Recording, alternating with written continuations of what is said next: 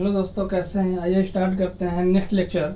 यानी अभी हमने ये देखा था कि मुक्त इलेक्ट्रॉन क्या होते हैं। पिछली कक्षाओं में हमने देखा था मुक्त इलेक्ट्रॉन क्या होते हैं और वो फ्री इलेक्ट्रॉन कैसे उत्पन्न होते हैं। तो हमने यही बताया था कि जो परमाणु का नाभिक होता है उसमें प्रोटॉन और न्यूट्रॉन होते हैं और बाहरी कक्षा में जो दीर्घवृत्ताकार कक्षा में इलेक्ट्रॉन मूव करता रहता है। और हमने ये बताया था कि जो दीर्घवृत्ताकार कक्षा में इलेक्ट्रॉन मूव कर रहे हैं वो अपने नाभिक से बहुत नाभिकीय बल उसमें कम बल से जुड़े होते हैं, यानी लगे होते हैं। तो थोड़ा सा बाहरी एनर्जी देने पे वो इलेक्ट्रॉन फ्री हो जाते हैं, स्वतंत्र हो जाते हैं और वो गति करने लगते हैं, गति करने के लिए तैयार हो जाते हैं। तो उसी को मुक्त इलेक्ट्रॉन बोलते हैं। तो मुक्त इलेक्ट्रॉनों के बारे में हमने 2-4 पॉइंट लिखा भी था। अब स्टार्ट करते हैं कि मुक्त इलेक्ट्रॉन पाए कहाँ जाते हैं।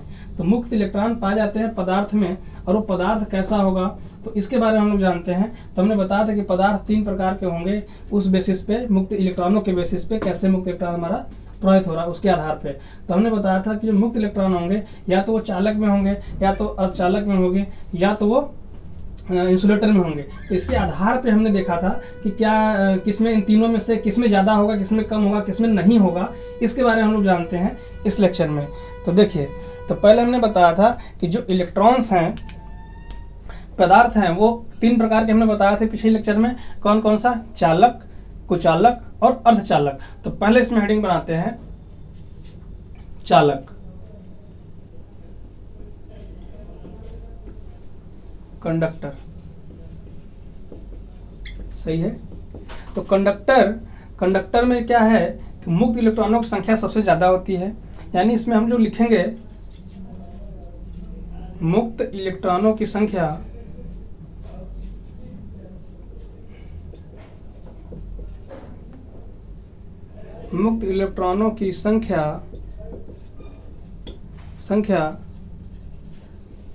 सबसे अधिक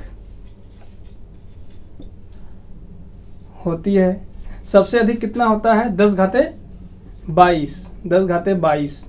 सबसे अधिक ब्रैकेट में डालिए 10⁻22 होती है, पहली बात। दूसरी बात क्या है कि इसको थोड़ा सा वैद्युत एनर्जी देने पे, यानी इलेक्ट्रिक फील्ड देने पे करंट, इलेक्ट्रॉन फ्लो होने लगता है। यानी थोड़ी सी वैद्युत क्षेत्र लगाने पर इलेक्ट्रॉन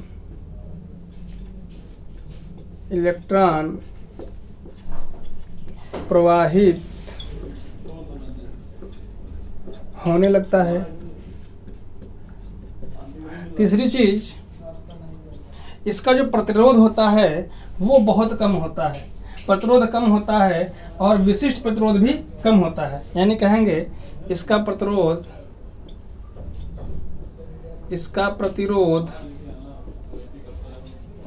और विशिष्ट प्रतिरोध कम होता है। सही है। इसका प्रतिरोध और विशिष्ट प्रतिरोध कम होता है। नेक्स्ट पॉइंट ये क्या है? ताप का ये टेम्परेचर कोएफिशिएंट इसकी क्या होती है? पॉजिटिव होती है। यानी ताप गुणांक इसका पॉजिटिव होता है। मतलब कि अगर हम ताप बढ़ाते जाएं तो इसका जो प्रतिरोध है वो बढ़ता जाता है। ठीक है। तो हम कहेंगे इसका प्रतिरोध ताप गुणांक ज्यादा होता है, यानी पॉजिटिव होता है। इसका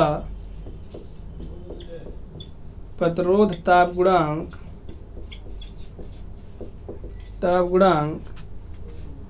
पॉजिटिव में धनात्मक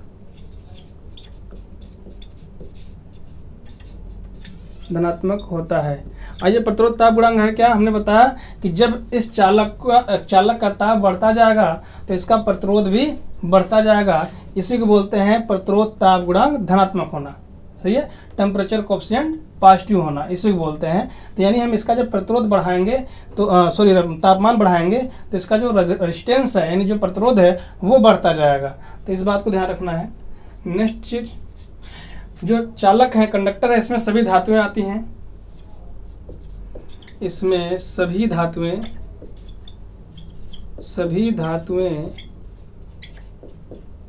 आती हैं। उदाहरण के रूप में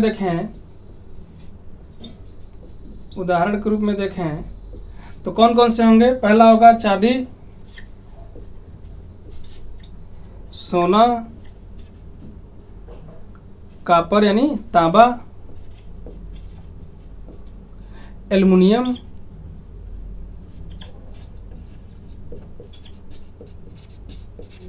सही है। एल्युमिनियम के बाद और क्या आएगा? टीन आएगा,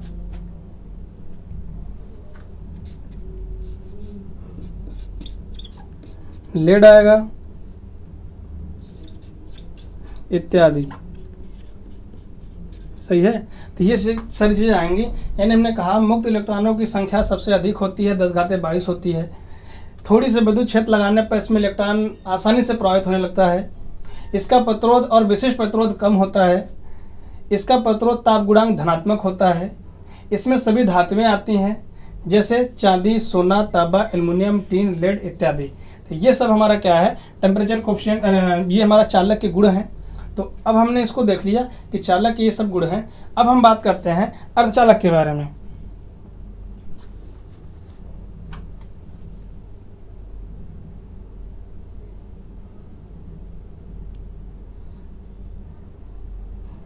आप लोग इसको नोट कर लीजिए।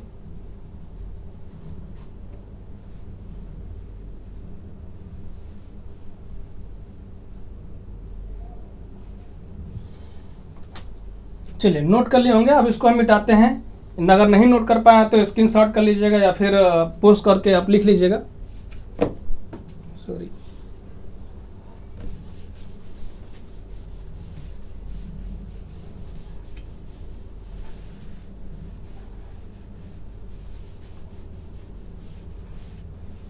चलिए। तो अब देखिए, हम बात करते हैं अर्धचालक के बारे में।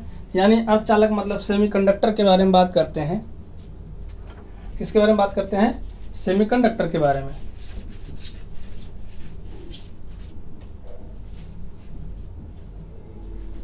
अर्धचालक, दूसरा हमने बताया क्या? अर्धचालक।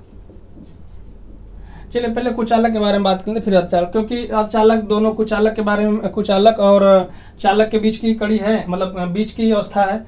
तो अब हमें पहले कुचालक जान लेते हैं तब इसके, क्योंकि अगर हम बताएंगे कि इसका चालकता इसके बीच होता है तो आप कहेंगे कुचालक क्या होता है।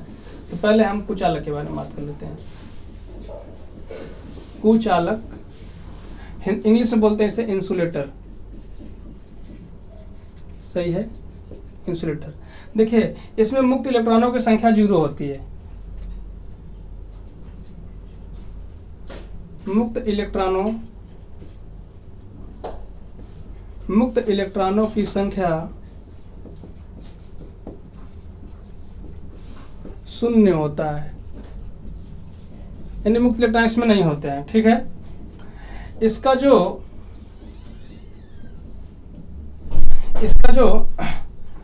टेम्परेचर कोफिशिएंट होता है, यानी प्रतिरोध कह सकते हैं, इसका प्रतिरोध बहुत उच्च होता है, बहुत उच्च होता है, ठीक है, मेगा ओम में होता है। तो इसका प्रतिरोध बहुत उच्च होता है। इसमें मुक्त इलेक्ट्रॉनों की संख्या 0 होती है। इसमें विद्युत क्षेत्र लगाने पर धारा प्रवाह नहीं होता है। इसमें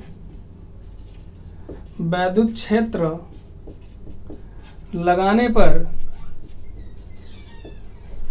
धारा प्रवाह नहीं होता है। क्या होगा? इसमें विद्युत क्षेत्र लगाने पर धारा प्रवाह नहीं होता है। फिर इसके बाद क्या है?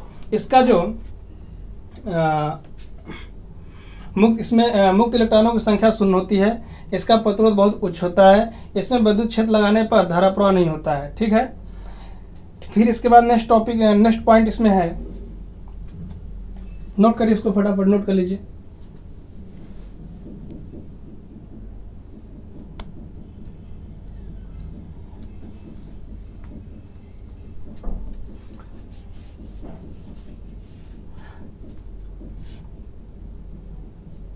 चलिए, नोट कर लिए।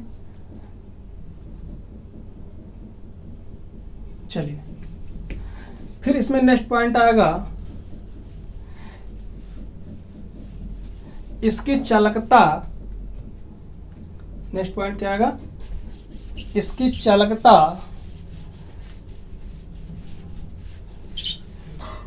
कुचालक की चालकता, यानी इसकी चालकता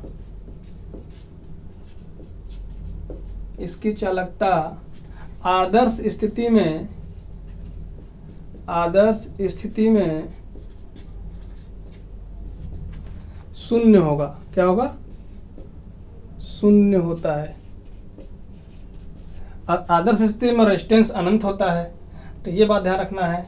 नेक्स्ट और क्या जानते हैं इसके बारे में?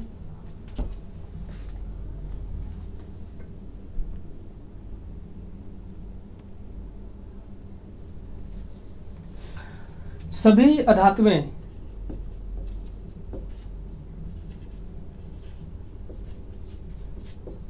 अधातुएं कुचालक यानी इंसुलेटर, सभी अधातुएं कुचालक होती हैं। सभी अधातुएं कुचालक होती हैं, यानी कुचालक होती हैं। तो इतना चीज हम लोग इसमें जान लिया।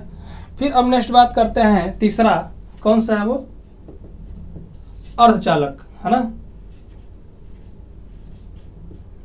अर्धचालक, इसे इंग्लिश से बोलते हैं सेमी कंडक्टर।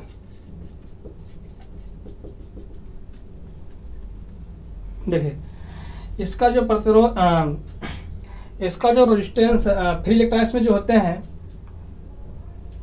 इसमें मुक्त इलेक्ट्रॉन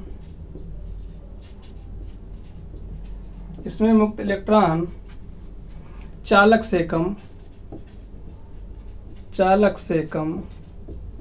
और कुचालक से ज़्यादा होता है।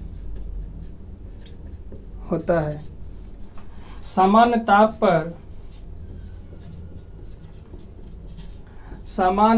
पर इसमें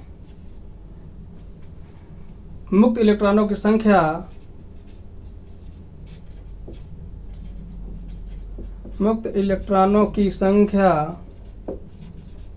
कितना होता है? 10⁻18 होता है। सही है? कितना होता है? सामान्य ताप पर मुक्त इलेक्ट्रॉनों की संख्या 10⁻18 होता है। नोट करिए इसको।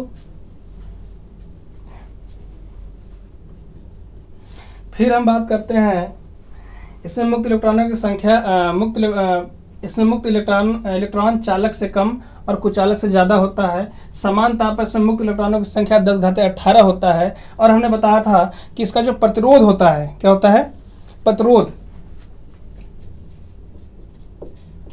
इसका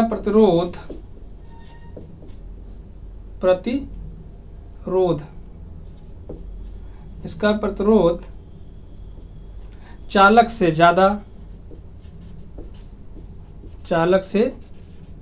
ज़्यादा और कुचालक से कम होता है। अभी कितना होता है ये बात हम बाद में बात करेंगे, जब रेजिस्टेंस पढ़ाएंगे तो उसमें जब हम क्लासिफिकेशन करेंगे कि what is the type of conductor या what is the type of materials, पदार्थ, उसमें हम देखेंगे कि कंडक्टर का रेजिस्टेंस कितना होता है, सेमीकंडक्टर का रेजिस्टेंस कितना होता है। तो रेजिस्टेंस के आधार पर उसमें हम बांटेंगे। अभी फिलहाल हम इसके बारे में थोड़ा सा ओवरव्यू लेते हैं, है ना।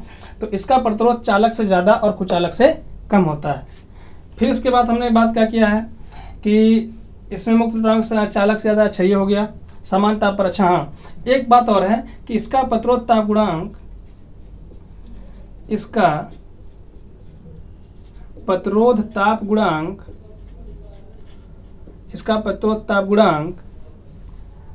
नकारात्मक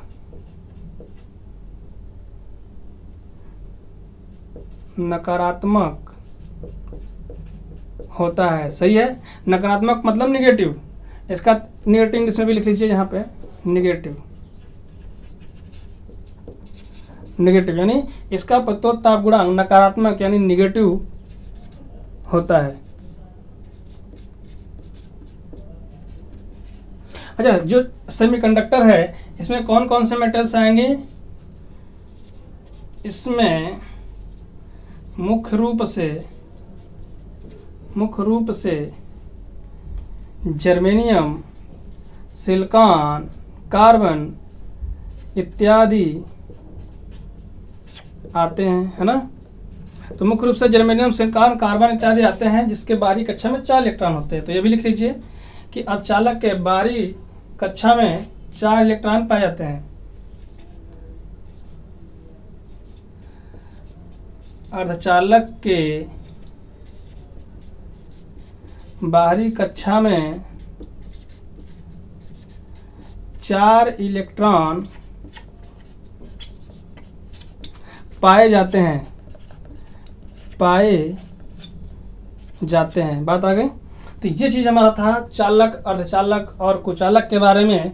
तो हमने जाना कि जो हमारा इंसुलेट चालक है यानी कंडक्टर है, उसमें फ्री इलेक्ट्रॉन सबसे ज़्यादा होगा, उसका रेजिस्टेंस कम होगा, चालकता उसका ज़्यादा होगा। जबकि कुचालक में क्या बताया कि इसका जो फ्री इलेक्ट्रॉन्स होगा 0 होगा, 0 होगा, फ्री इलेक्ट्रॉन्स नहीं होते हैं। बाहर से कोई भी विद्युत क्षेत्र लगा दें, करंट प्रवाह नहीं होगा, धारा प्रवाह नहीं होगा। और हमने बताया कि इसमें जो कुचालक है उसमें क्या है कि उसका जो रेजिस्टेंस होता है बहुत ज़्यादा होता है, तो शायद 1 मेगा ओम से भी ज़्यादा होता है। ये तो बात आगे हम बताएंगे कैसे क्या होगा। तो ये चीज़ आपको जानना है।